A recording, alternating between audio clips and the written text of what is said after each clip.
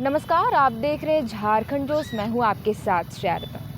20 अगस्त 2016 गोला गोलीकांड हुआ था, जिसमें ममता देवी का नाम सुर्खियों पर रहा था, क्योंकि उस वक्त उस आंदोलन की अगुवाई ममता देवी कर रही थी और उस वक्त उस आंदोलन में 2 निर्दोषों की जान गई थी, जिसको लेकर के वर्तमान में न्यायालय ने फैसला सुनाया है, जिसमें ममता देवी को 5 साल की सज़ा सुनाई गई है, जिसके बाद से राजनीतिक रामगढ़ विधानसभा में अस्थिरता पैदा हो गया और राजनीतिक सरगर्मी तेज़ हो गई है। अब उपचुनाव होने वाला है, इसको लेकर के एक नाम बड़ा ही सुर्खियों पर आ रहा है और नाम है संतोष महतो का, जो चुनावी मैदान में ममता देवी के साथ भी दिखाई पड़ते थे, किंग मेकर के नाम से भी जाने जाते थे और उनकी बहुत बड़ी भूमिका रही थी ममता देवी को चुनाव जिताने में। और इस वक्त हमारे साथ संतोष महतो जी है बात करने के लिए इसी मुद्दे पर। तो सबसे पहले तो संतोष महतो जी, बहुत बहुत स्वागत है हमारे चैनल में। आपके चैनल के माध्यम से झारखंड के तमाम लोगों को खतियानी जोहार है। आपके सारे फॉलोअर्स और सब्सक्राइबर को हुल क्रांतिकारी जोहार। तो जैसे कि संतोष जी, आप किंग मेकर भी थे और इस बार जिस तरीके से भी न्यायालय ने सुनवाई कर दी है कि अब ममता देवी को 5 साल की सज़ा हो गई है और विधायिका भी उनकी रद्द हो गई है, तो ऐसे में क्या कुछ मतलब आपके तरफ से होगा कि किंग मेकर बनेंगे या खुद को ही चुनावी मैदान पर उतारेंगे? देखिए, लोकतंत्र में किंग मेकर हमेशा जनता होती है और किंग जनता द्वारा बनाए जाते हैं। हम लोग एक माध्यम बन जाते हैं, किसी न किसी माध्यम से क्रेडिट किसी को शिफ्ट हो जाता है, लेकिन जनता हमेशा किंग मेकर है। जनता जिसको पसंद करती है, जनता जिसको अपना नेतृत्व देना चाहती है, जनता उसे ही चुनती है। बहुत सारे राजनीतिक दांव-पेच होते हैं, लेकिन अंततः जीत जनादेश की होती है और जिसको अधिक जनता का भरोसा हासिल होता है, अंततः विजय उसको मिलती है।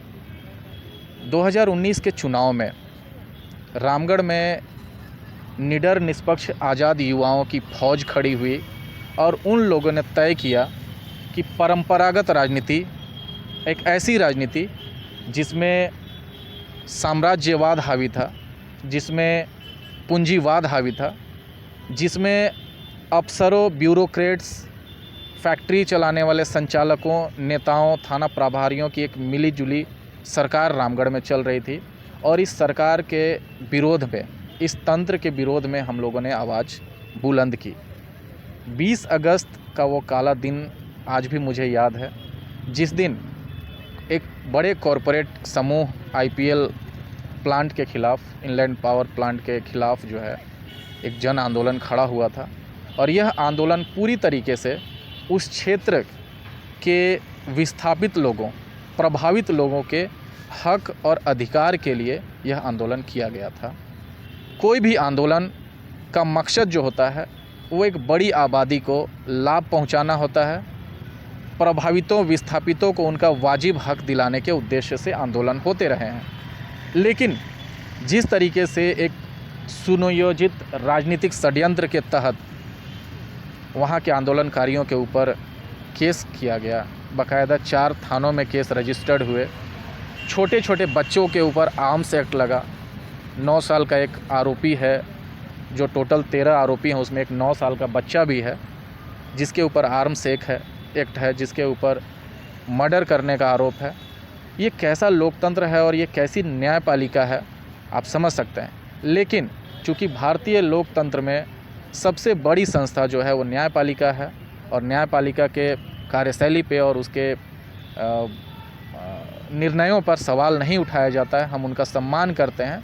लेकिन यह जो कांड हुआ है, यह जो निर्णय आया है न्यायालय के तरफ से, यह निश्चित रूप से हम जैसे आंदोलनकारियों, हम जैसे जन नायकों के लिए एक परेशानी उत्पन्न करने वाला होता है, एक चिंता की लकीर खींचने वाला मौका है।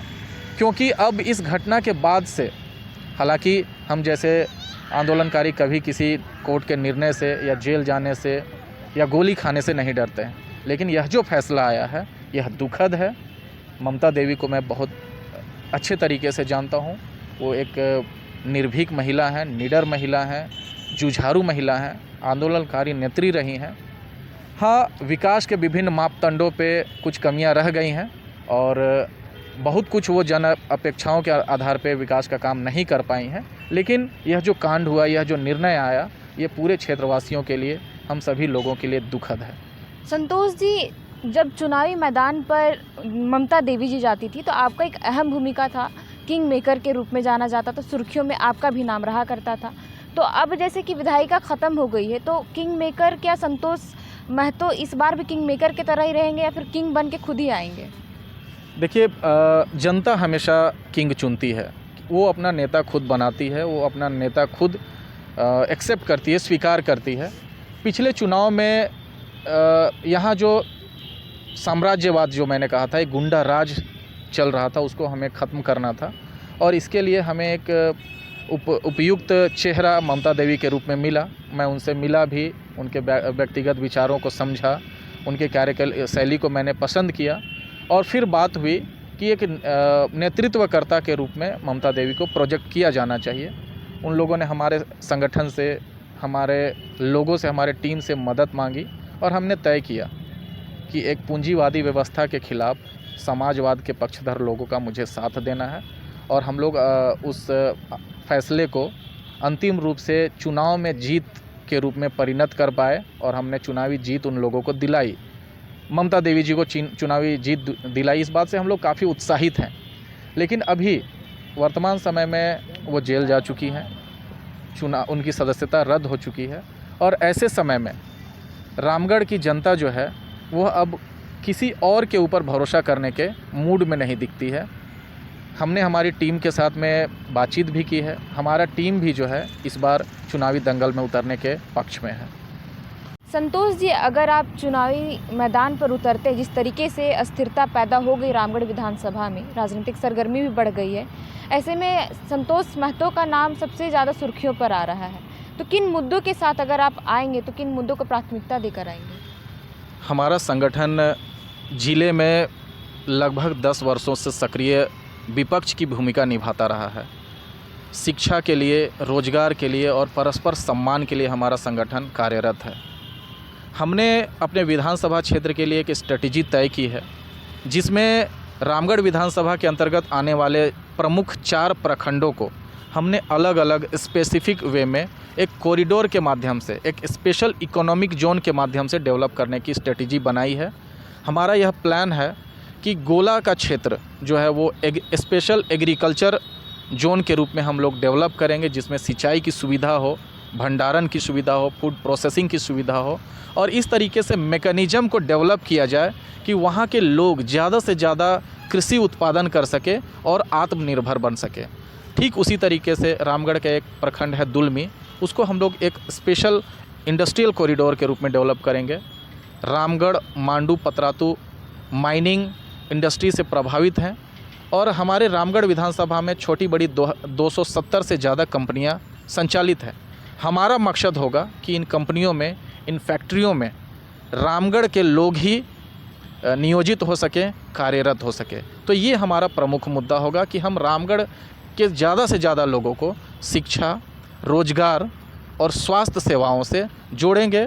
साथ ही साथ कृषि और विस्थापन से संबंधित जो समस्याएं रामगढ़ विधानसभा में हैं, उसको हम लोग हमेशा के लिए समाधान निकालने का प्रयास करेंगे। संतोष जी, एक आखिरी सवाल, जिस तरीके से आपका नाम हमेशा से आते रहा है किंग मेकर के रूप में, तो मैंने पहले भी जिक्र किया कि आप किंग मेकर के रूप में खुद को रखेंगे या इस बार किंग के रूप में रखेंगे, तो लोग आप पे भरोसा मतलब किस तरीके से करें कि आपको जन आदेश दे दे?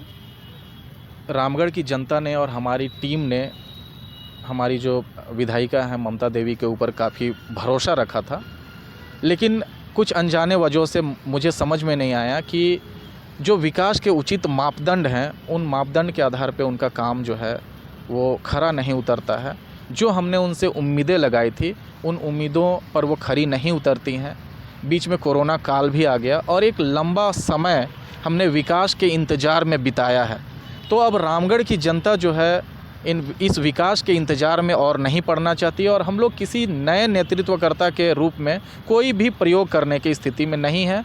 हमारी टीम से हमारी बातचीत हुई है, हमारा टीम का स्पष्ट कहना है कि इस बार हम अपने नेतृत्वकर्ता का चयन जो है एक्सपेरिमेंटल तौर पे नहीं करेंगे, बल्कि हमारे टीम के लोग सर्वसम्मति से जो है चुनाव लड़ने के लिए मन बना रहे हैं। बहुत बहुत धन्यवाद संतोष जी। तो ये थे संतोष महतो, जो छात्र युवा अधिकार मोर्चा के अध्यक्ष और एक समाज सेवी है, और 2019 के चुनावी मैदान में ममता देवी के साथ में ये अहम भूमिका, किंग मेकर के रूप में इनका नाम सुर्खियों पर आया था और इनका अहम भूमिका था ममता देवी को जिताने में। और इस बार जिस तरीके से रामगढ़ विधानसभा में राजनीतिक अस्थिरता पैदा हो गई, जिसके बाद से चुनावी मैदान में उतरने के लिए नाम सबसे पहले आ रहा है तो संतोष महतो का।